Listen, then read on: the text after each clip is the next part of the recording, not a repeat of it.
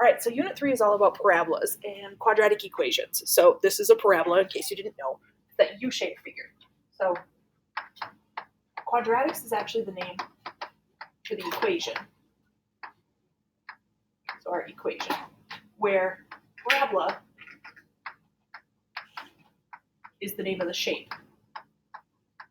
So while they are technically interchangeable, they're actually two different names for two different parts of this situation. So quadratics are always the equation. Parabola is actually the shape of the graph, the U shape to it. Okay, so quadratics are super relatable, at least for like real life things. We use them to measure gravity. You can do projectile motion, which obviously deals with gravity. And lots of other situations also, but those are two kind of big ones, gravity and projectiles, that we'll talk about. Now, when we're talking about quadratics, we're going to be talking about all the different transformations, so A, H, and K, as well as different types of equations. So you should have gotten this sheet from me when you finished your test. Obviously, yours isn't colored in. So this is going to be kind of just about our parent graphs first, and then we'll move into transformations after this. So the parent equation is y equals x squared, like we said.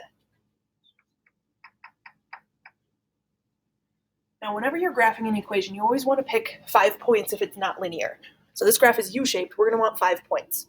I'm going to pick the most basic 5 points I can. So -2 to +2. Eventually, you'll be picking points other than that. So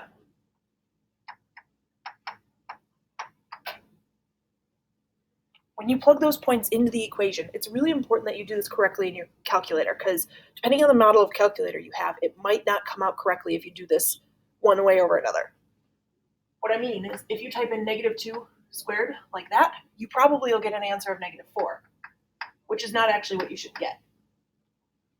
What you should be doing is typing in -2 in parentheses squared, because otherwise, the way your calculator figures it out is it does the exponent first and then the negative sign, and we don't want it to do that. The answer here actually is +4. So just make sure you're typing that in correctly as you do these problems. So I go through and I graph my points, and I get a U shape like that. Now, part of our key features we're going to talk about is domain and range. As we can see from the graph, on the left end and on the right end, there are arrows. So the graph is going to go from -infinity to +infinity in terms of domain. So -infinity to +infinity. For range, notice the bracket as opposed to the parenthesis. Our graph goes from 0 down here to +infinity. Now, as we add transformations in A, H, and K values, our graph is going to change where that range may be different than 0 to infinity. It could be -infinity, it could start at a number other than 0. We don't know yet. Now, underneath here, I have 3 different types of equations. Now, quadratics can actually be done in 3 different forms. So the first form we have to look at is vertex form. This is going to be the one we use the most frequently. And it's the one that has the A, H, and K that we're familiar with. The next one over is intercept form or factored form, which includes P and Q, 2 letters we're not familiar with yet, but we'll learn about those. And finally, standard form.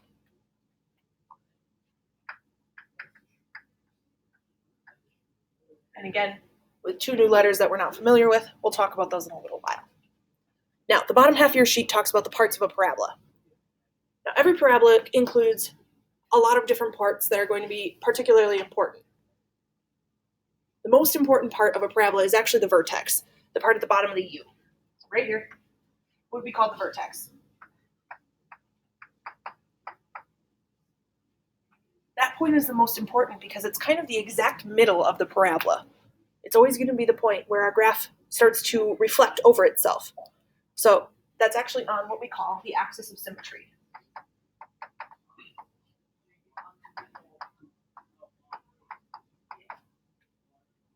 So our graph will always have a vertex and an axis of symmetry, and they will always be on the same spot. So the vertex always, no matter what, is on the axis of symmetry. Now I write axis of symmetry AOS just because it makes it a little easier to write out. So those two are always linked because the axis of symmetry is where my graph starts or can be folded in half and it's the same on either side.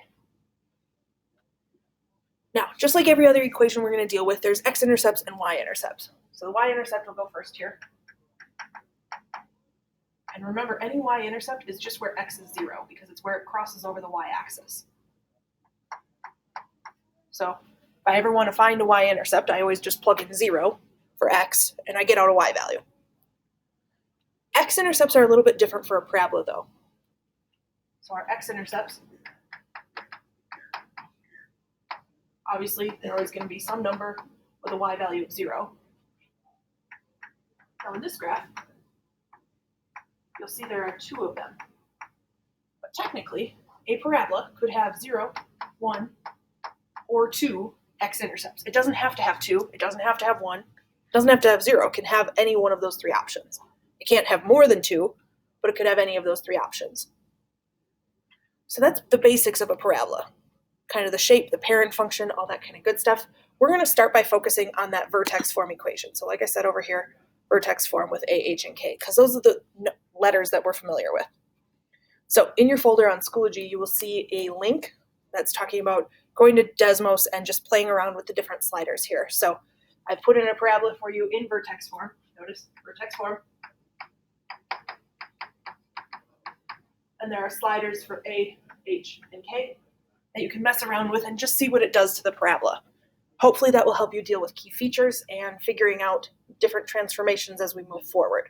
So that's where you're headed next, and after that you'll work on some practice problems.